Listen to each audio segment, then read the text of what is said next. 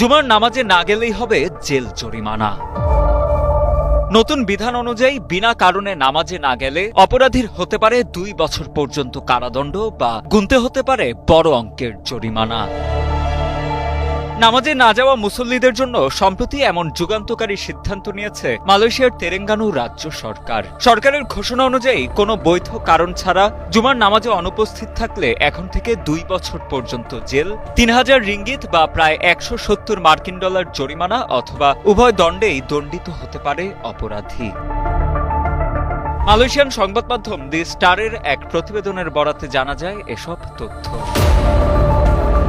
আগে এই রাজ্যে যারা কেবল 3 বার টানা জুমার নামাজ বাদ দিতেন তাদের জন্যই ছিল শাস্তির বিধান। তবে এখন থেকে একবারের জন্য এই আইন ভঙ্গ করলেও কঠোর শাস্তির মুখে পড়তে হবে মুসল্লিদের।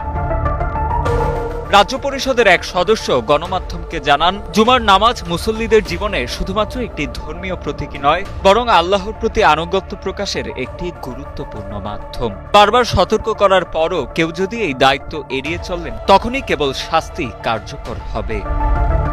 রাজনৈতিক বিশ্লেষকরা বলছেন, এই আইন কার্যকরের মধ্য দিয়ে কঠোর শরিয়া আইন বাস্তবায়নের লক্ষ্যে আরও এক ধাপ এগিয়েছে মালয়েশিয়ার ইসলামপন্থী রাজনৈতিক দল pan Malaysian Islamic party PAS।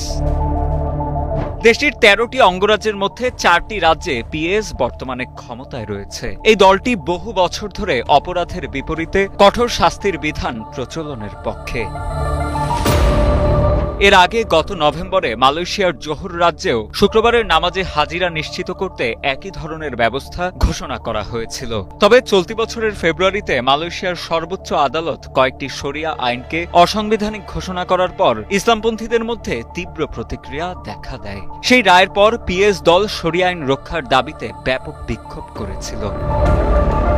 উল্লেখ্য, মালয়েশিয়া ছাড়াও পৃথিবীর আরও কিছু দেশে নামাজ না পড়ার জন্য শাস্তির বিধান রয়েছে। এর মধ্যে অন্যতম হল সৌদি আরব ও ইরান, যেখানে শরিয়া আইন কঠোরভাবে কার্যকর করা হয়। সেখানে নামাজের সময় দোকানপাট বন্ধ রাখার নিয়ম